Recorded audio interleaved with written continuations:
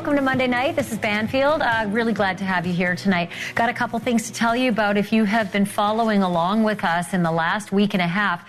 There is this gnawing question in the Dominican Republic. What happened to a young medical student from Pittsburgh? Where is she tonight?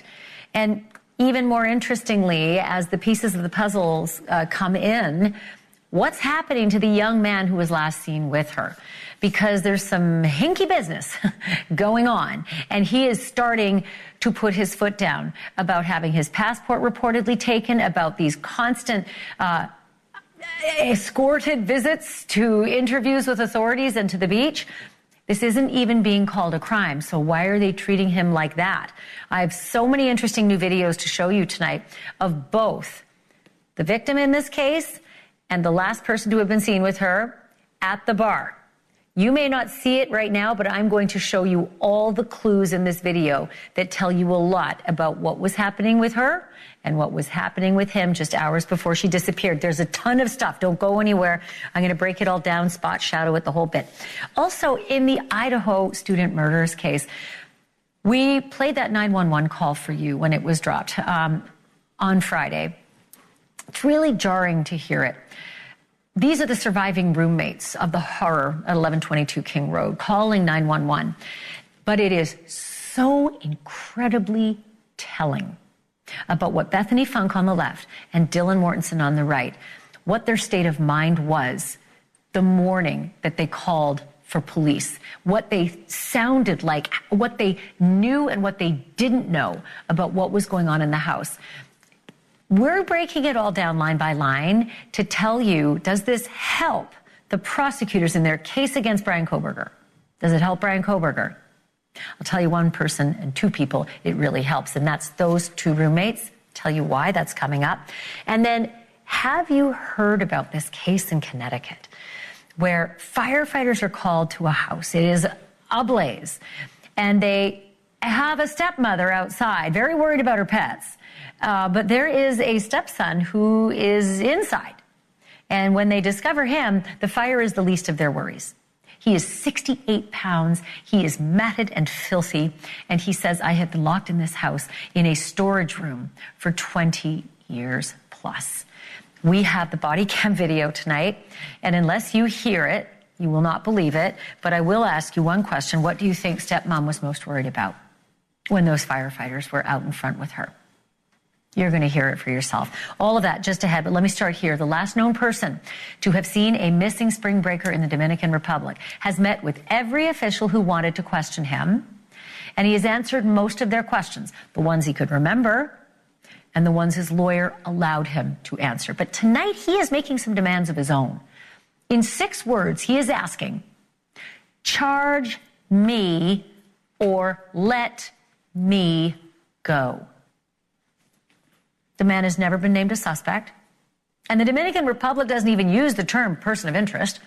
In fact, not one agency investigating the incident, and there are many, is even calling this a crime.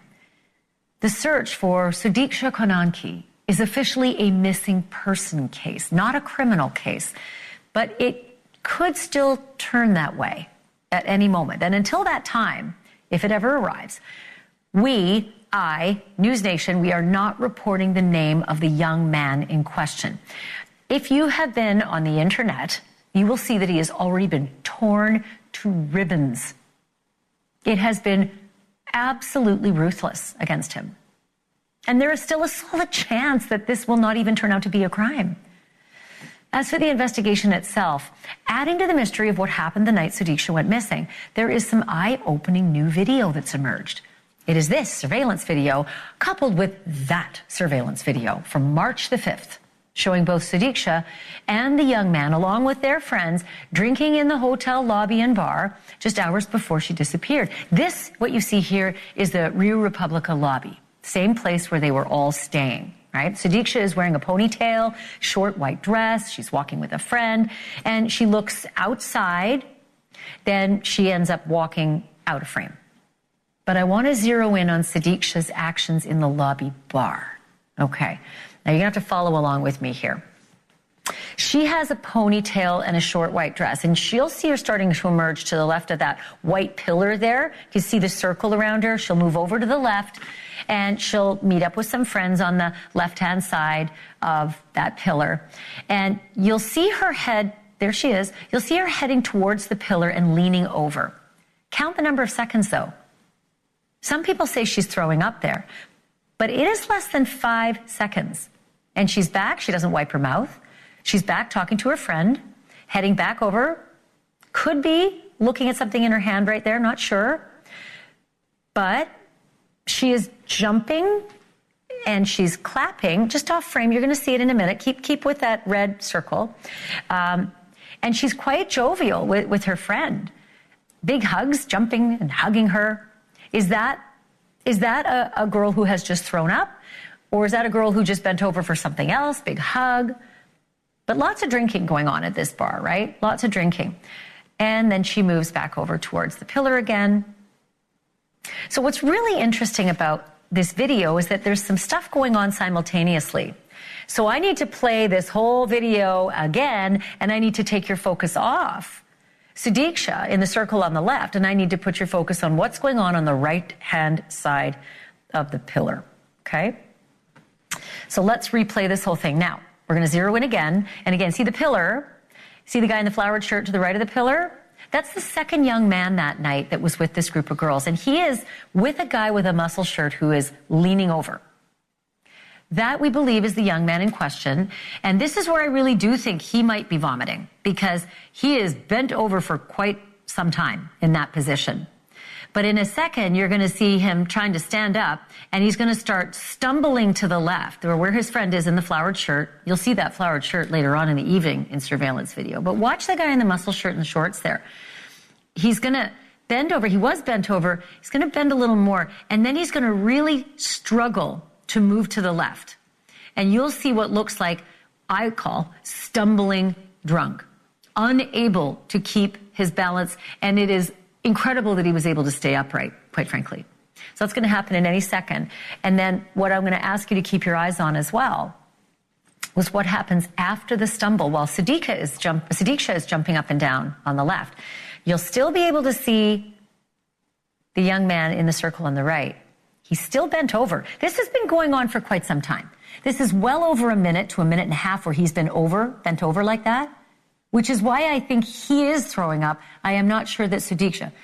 Here's the stumbling. There you go. We've all seen that, right? We have all seen the level of drunkenness that takes you to stumble like that. And he bends over again. And at one point, it looks like he may actually be throwing up into a glass. And I think his friend with the patterned shirt is going to come back into frame and be there with him. But there he is, bent over again. This is a guy who is having a very rough time, about 20 feet or so back from that bar, while the rest of the friends they're with that night are all having a great time.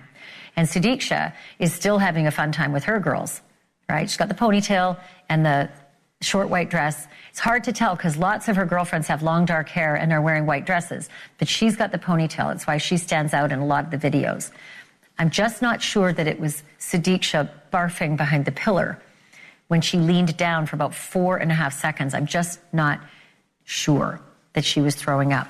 Okay, so I feel like I gave you the play-by-play on that video.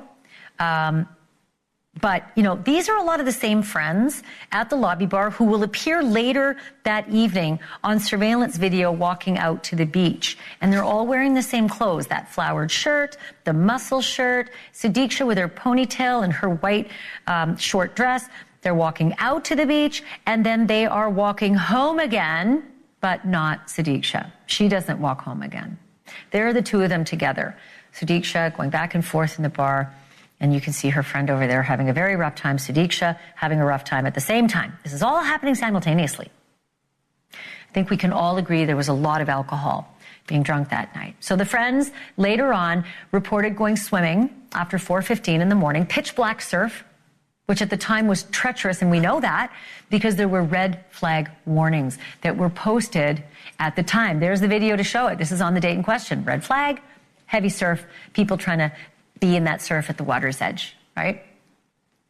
Can I just say, from much experience being a teenager and a 20-something, That kind of nighttime ocean swimming is risky enough, even when you're not stumbling drunk to the point of vomiting. But according to reports and interviews, that is what this group of friends did. They went swimming in the dark in those conditions.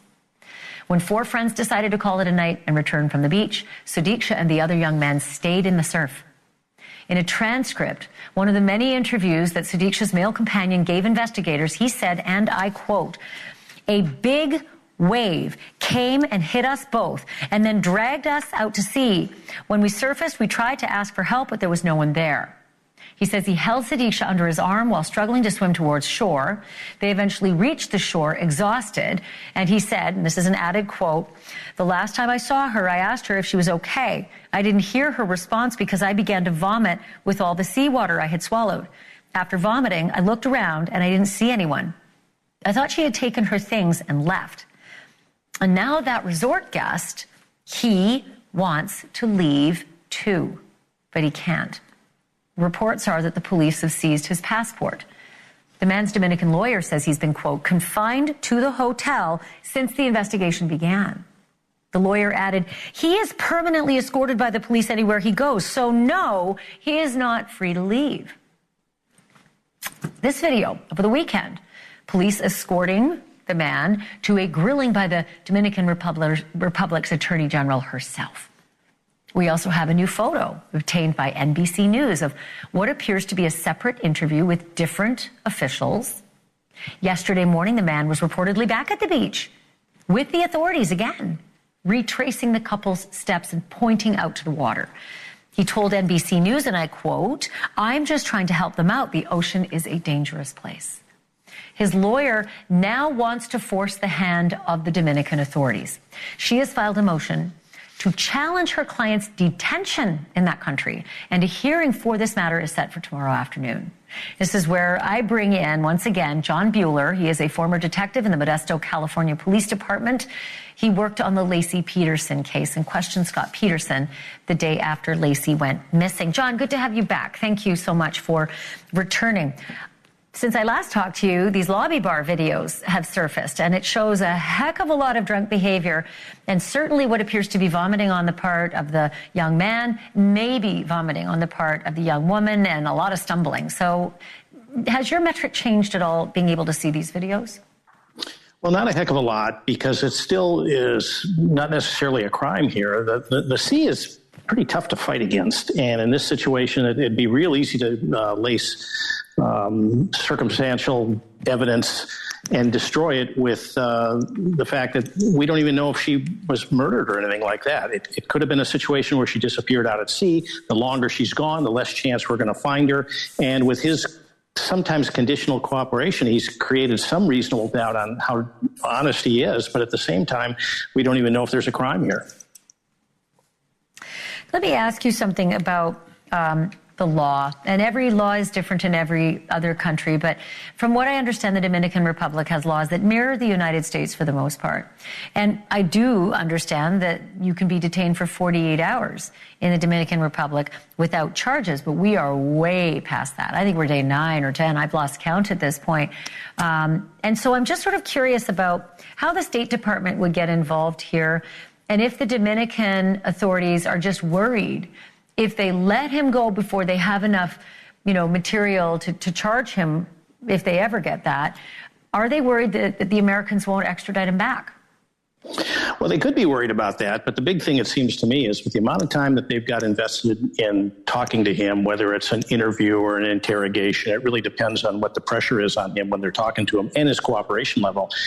If they don't have enough out of him now, when are they going to have it? And to hold his passport and not let him go suggests to me that they're not telling everything. They may see him as a suspect, but of course, in investigations like this, the cops generally don't want to release that information until they have something solid to work with.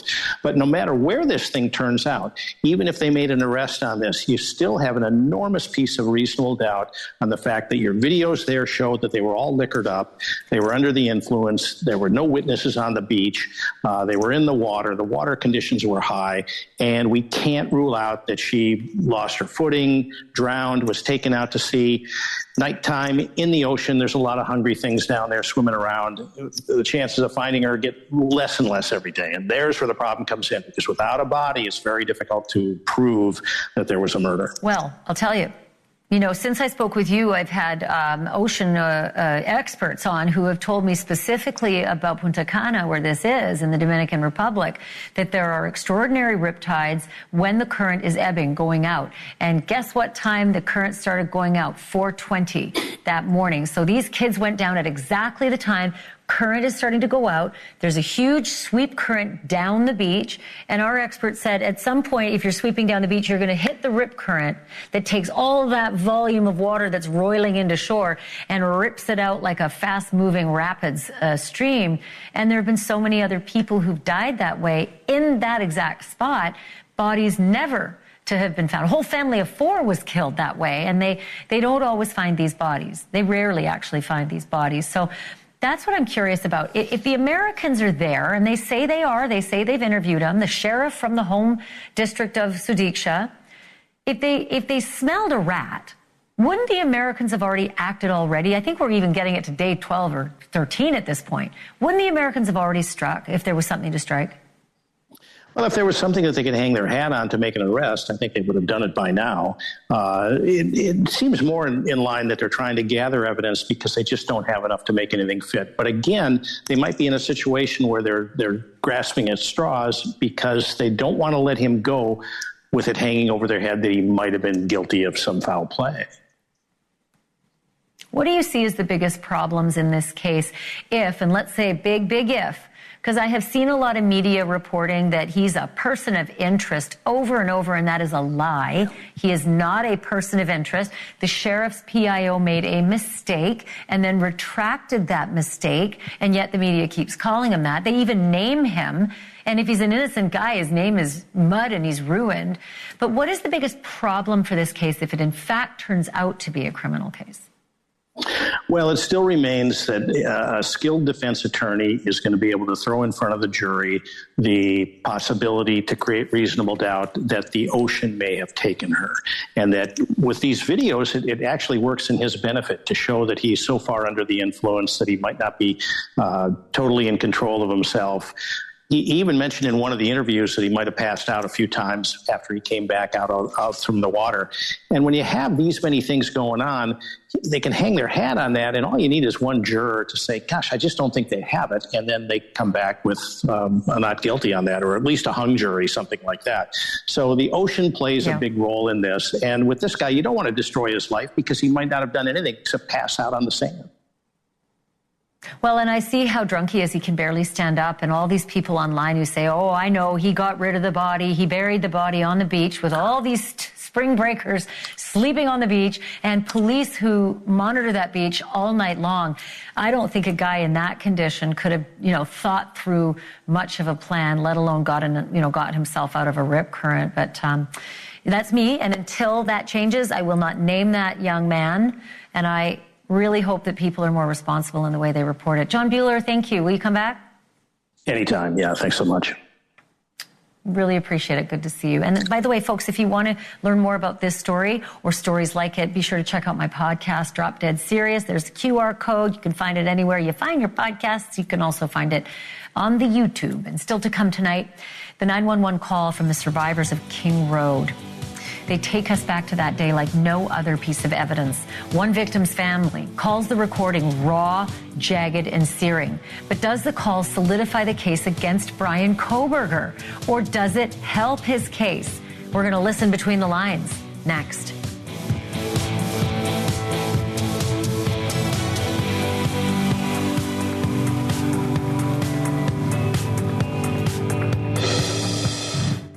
You're here tonight. We're moving to Hawaii. We're getting a puppy? We don't have to go to school anymore. Unicorns are real? No. What? It's because it's a buffet of all-you-can-eat butterfly shrimp and sirloin steak. Yeah, that's the reason. Hey, grab more delectables. You know, that lickable cat treat. Delickable delectables. Yes. Just hurry. Must be delicious. Delectables, lickable treat. Deliciously delectable Delectables. If you caught our show on Friday, you heard the complete and unedited 911 call from 1122 King Road on the day 4 University of Idaho students were brutally murdered. One student's family describes the call, which was officially under wraps for almost 2.5 years, as ugly, painful, and cutting deeper than anything fiction could devise, end quote. And make no mistake, it will be central to the prosecution's case against Bryan Kohberger. Here is a portion of that call. What is going on currently? Is someone passed out right now? I don't really know, but pretty much at 4 a.m. Okay, I need to know what's going on right now if someone is passed out. Can you find that out? Yeah, I'll come. Come on, but we gotta go check. But we have to.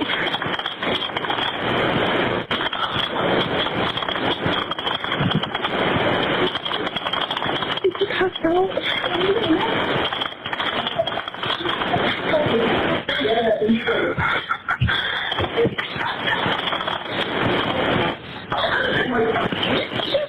What's wrong? She's not waking up. Okay, one moment. I'm getting help started that way. Okay, thank you. What's wrong?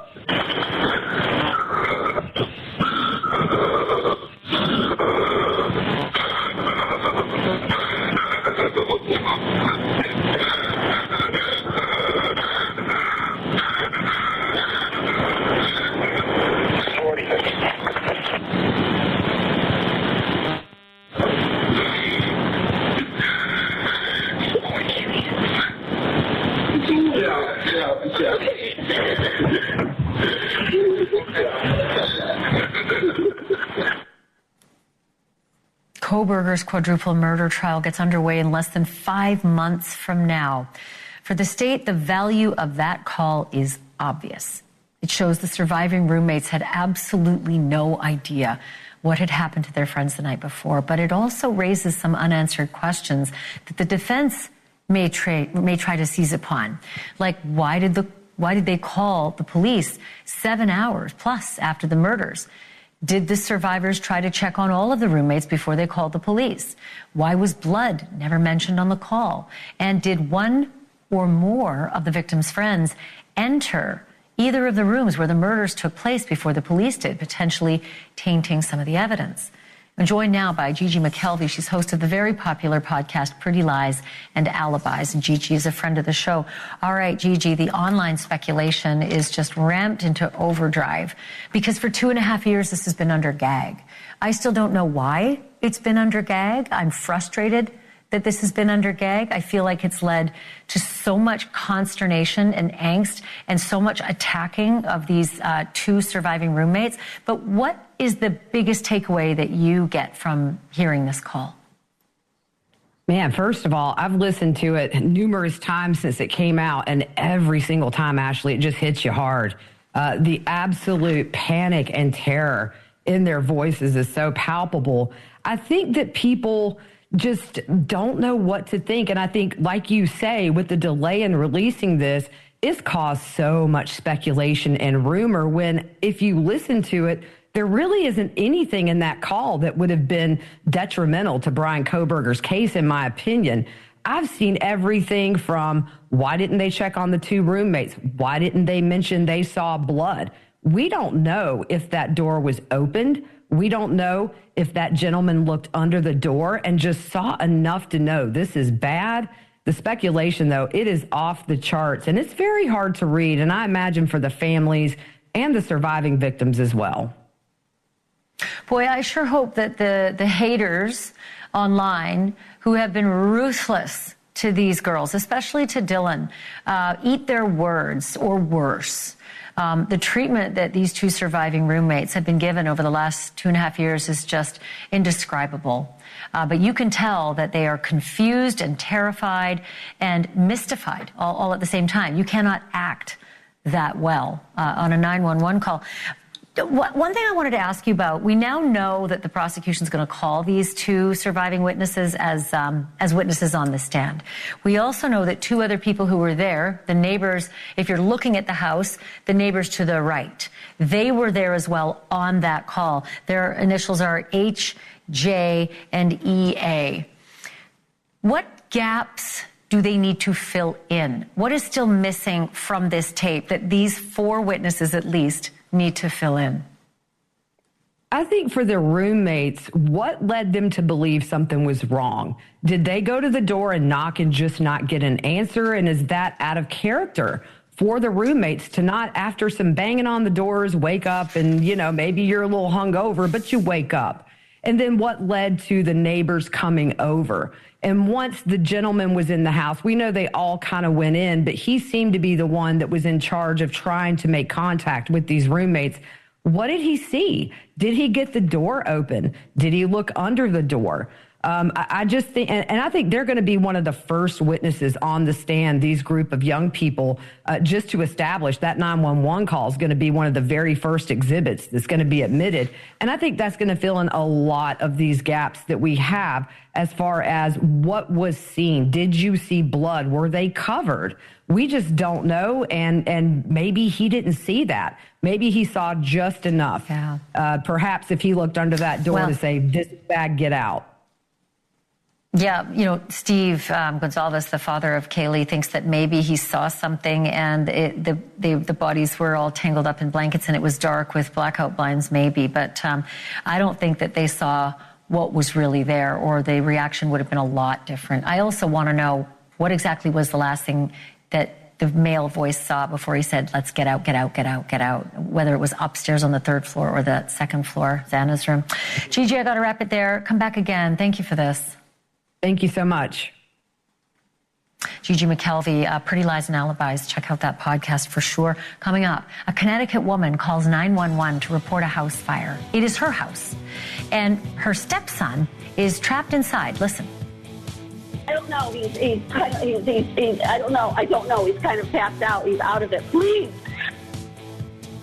The fire was nowhere near the worst part of this story, because amid the flames, firefighters found a 68-pound man starved and abused for decades. Wait till you see what his stepmom was worried about during his rescue.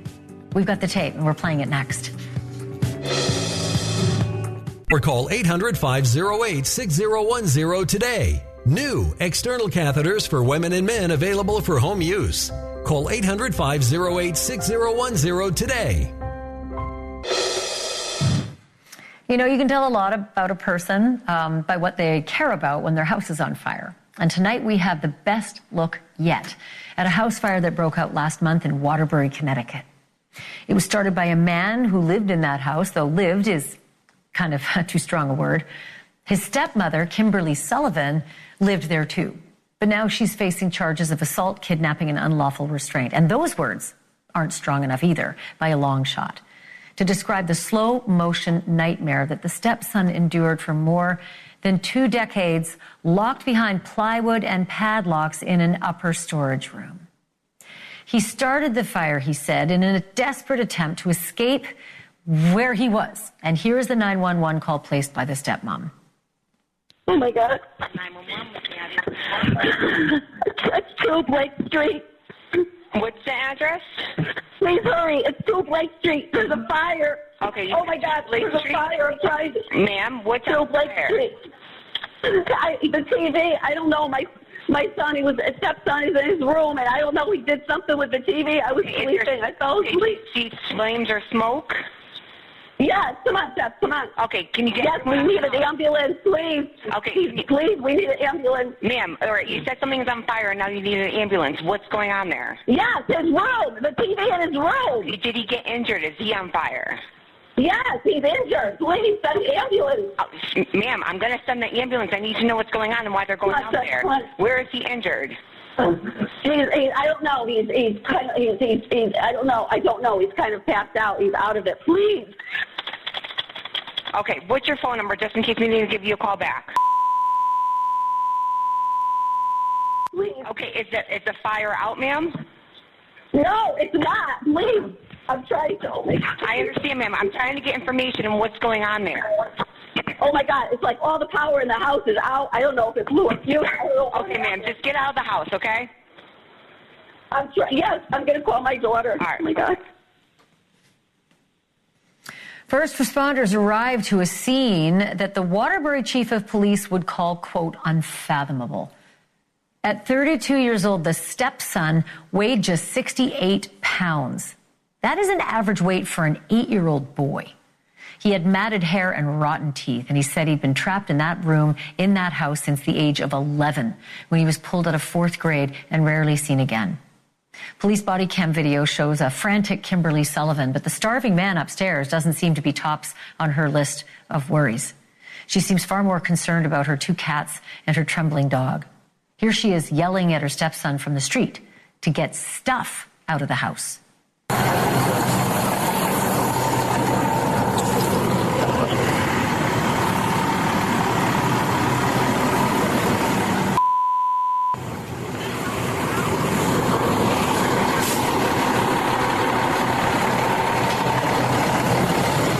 Go down the road.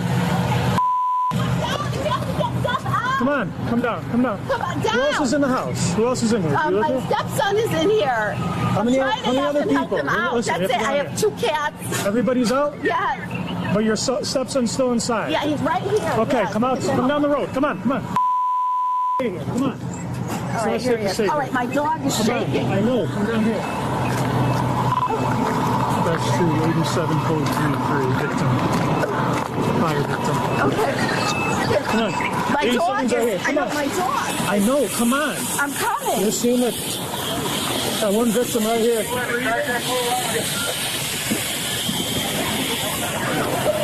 I need to stay over here.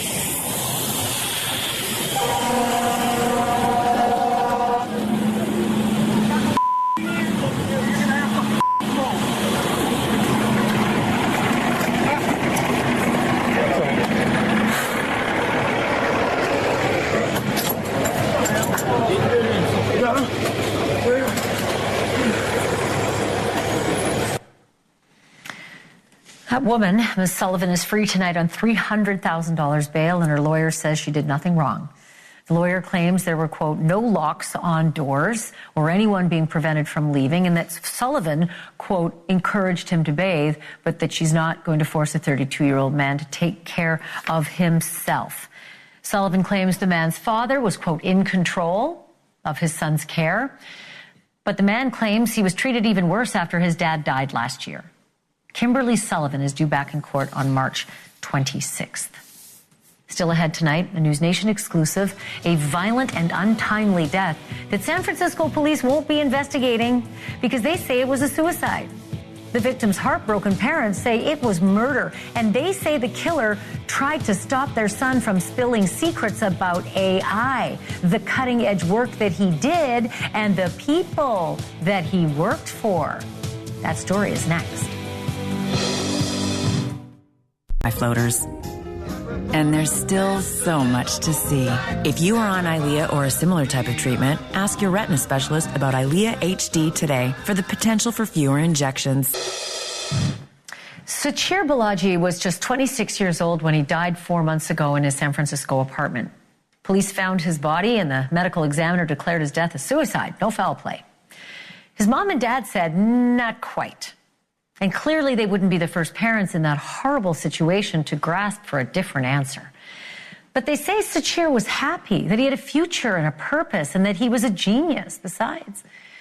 But the parents also know something else, that Sachir was spilling high-tech secrets to the New York Times and wanted to testify against his previous employer, the world's leader in artificial intelligence research. Sachir's mom and dad spoke to our Brian Enton in their first ever national TV interview, and Brian joins me now live. Brian, what did this young man know, or what did he see, or what did he worry about that make his parents believe that he was murdered? Yeah, that's the big question, Ashleigh. This is so mysterious. They are so disturbed. This kid really was a genius from the time he was a little boy. Went to Berkeley, had this incredible, prestigious job at OpenAI, but then saw something that disturbed him. He became a whistleblower and then he was dead. 6-year-old Sachir Balaji was described as a prodigy, a software developer who learned the alphabet at 13 months old. He began computer programming at 11, graduated from Berkeley, and began working at OpenAI, making $350,000 a year, gathering digital data for the artificial intelligence company. Sachir was his parents' only child, the Indian immigrant's pride and joy. He's a hero because he stood for a cause and he wanted to show the ugly side. If he were alive, he would have shown more. Sachir's mom, Purnima, is talking about the ugly side of AI. 4 years after working at OpenAI in San Francisco, Sachir grew concerned, leaving his prestigious job and becoming a whistleblower. He was interviewed by the New York Times in August. The article titled, "Former OpenAI Researcher Says the Company Broke Copyright Law."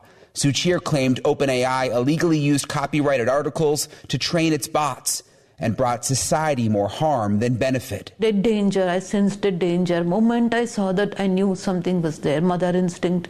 So when you saw the New York Times article, you felt danger? Yeah, I felt something there. I know something is going to happen. As a mother, I could sense it. But later it just vanished. I used to talk to Sachir each time he comes home, and every time he said, "No, don't worry, don't worry." But in his journal, he's written, "I'm a credible threat because of New York Times." What did he write? Credible threat. Credible threat. Because of New York Times. Because of that interview. It wasn't his only interview. Sachir was named as a key witness in a New York Times lawsuit against OpenAI. He said he wanted to show the truth, and he knew it was risky. He writes in his journal that, "I need to stop this. I'm going to do whatever it takes." He had concerns about AGI, ASI, artificial general intelligence, artificial superintelligence. And then he writes, like, all of us are going to work in laundry or what? What are we going to do if all our jobs are taken? Right? If the intelligence is more than human intelligence, this AGI or ASI, will it become God, he's asking. And he wrote out all the consequences of it in his journal. Did you know that he was so concerned at the time? No. He kept it to himself? He was like that from the beginning, very secretive. 1 month after the New York Times article came out, Sachir, the child prodigy, computer genius turned whistleblower, was dead. NewsNation obtaining these photos from inside his apartment. A gruesome scene with blood puddles near the bathroom. Suicide is the official cause of death. Sachir found dead right as he was supposed to do another interview. Do you believe it was a suicide based on what you've seen? I don't. I don't believe it was a suicide based on what I've seen. Attorney Kevin Rooney is representing Sachir's family, who is now suing the city of San Francisco. They've hired private experts and are making the case why the city's suicide ruling is wrong. Blood spatter, toxicology, and the fact Sachir was shot in the forehead, the bullet missing his brain, all point to murder, they say. You think about, shooting at the side of the head, straight through the brain or through the mouth, or even underneath the chin. It's an odd angle. It's not impossible to do, but it's an odd angle to shoot oneself that way, not just in the forehead, but also at a downward angle. NewsNation obtaining this surveillance video of Sachir before the shooting. You see him leave his apartment building and return with a food delivery. His parents say he looks totally normal. They believe he had a gun for protection, buying it around the time he stopped working for OpenAI. He bought a gun 1 year before. That shows there is some threat he's perceiving, and he wants to protect himself. Sachir's parents are still renting his apartment here in San Francisco. They're hoping that if they keep it totally secure, at some point, police will want to go back inside to investigate. But so far, police are sticking with their suicide ruling. In a letter to the family, the police chief says there were no signs of forced entry to the single door leading into the residence, and the door was found with the deadbolt engaged. And the facts support that Mr. Balaji was alone at the time of the incident. But Sachir's parents believe he was murdered because he knew too much and are hoping federal law enforcement will get involved. Do you want the feds to get involved at this point? And what would you say to the new Attorney General, the new FBI director? We would tell him there is a bigger conspiracy behind this death. And it would be a threat to entire AI industry of $10 billion or $100 billion. So there is something regarding the AI safety or something illegal happening there, and that's the reason my son wanted to speak up and he was silenced. What was he killed for, right? Obviously he knew something. What is that? And we don't want that to be suppressed. And you've covered a lot of suicides, Ashleigh. The fact that he was shot on the forehead, pointed down, and it did not even go through his brain is very, very unusual. It's one of the reasons the family wants a bigger investigation, a federal investigation. Ashleigh? I agree. Those forensics, 100%, I agree that no one ever does that. People do this or they do this, but that is very interesting. Brian, stay on that and keep us posted. Incredible story. Brian Enton reporting live for us tonight. Appreciate that. Straight ahead, an update in the case of that Michigan mom accused of abandoning her 3 young kids for 5 years in this squalid apartment all alone. You will not believe what she's doing in defiance of the judge in her case. That is next. That a Michigan judge set bonded $250 million for a woman jailed after allegedly abandoning her 3 young kids all alone in a filthy apartment for 5 years. The judge was worried that Kelly Bryant, the defendant, would, quote, continue to engage in fear tactics to keep her children from talking. But the even bigger reason behind the astronomical bond was the details in the case itself. Bryant's accused of leaving her young kids, who were just 7, 8, and 10, to fend for themselves for 5 years in a rancid, garbage-filled apartment. The kids' only real contact with the outside world was weekly food deliveries from DoorDash and Grubhub. Since last we reported on Bryant's bond, it was slashed to a more typical $50,000. But the conditions remained the same, including 0 contact with the victims and or their caregiver. But now, incredibly, Mommy wants to stay in touch with the kids. Prosecutors say Kelly Bryant called the kids' caregiver 10 times in a 4-day period and has had other inmates calling on her behalf too. So now the state wants her communication privileges revoked, no more access to phones or tablets, no freedom to call or video chat with anyone except presumably lawyers, who, as of last week, have an even steeper hill to climb to defend her because prosecutors just hit her with 3 new counts of welfare fraud. We will keep you posted. Thanks for staying with us tonight. Back here again tomorrow. Meantime, Cuomo starts now. Welcome to NewsNation. Let's get after it, my brothers and sisters. If you don't stand for something, you will fall for anything. Now, in politics, that comes down to what are you about as a matter of principle, okay? Positions can change, facts, circumstances, pragmatism, of course. But what do these parties stand for? I don't know. On either side. I don't know, other than being against the other one. That's the only thing that makes this new right-wing movement different than what I've seen before or in other countries. It's not that that's unusual to have a right or a far right or whatever you want to call MAGA. It's that its organizing principle is to own the left and to mostly magnify that message through social media.